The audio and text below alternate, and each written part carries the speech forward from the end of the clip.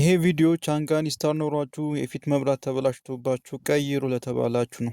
የምታዩት የቻንጋን ስታር ሄድላይት በውሃ ምክንያት ነበረ ተበላሽቶ የመጣው። ማታ ማታ ስራ መስራት አልቻልኩም፣ ትራፊክ እያስቆመ እየቀጣይ ነው በሚል ነበረ ቶሎ እኛ ጋር መጥቶ አስተናግደ ነው አሪፍ አድርገን ሰርተንለት የሸኘ ነው ማለት ነው። እኛ ጋር ከመጣችሁ መፍትሄ ሳታገኙ አትወጡም። አብዱ ኢቪኬር አድራሻችንን ቀይረናል። በቅርቡ አዲሱን ጋራጃችንን እናሳውቃችኋለን።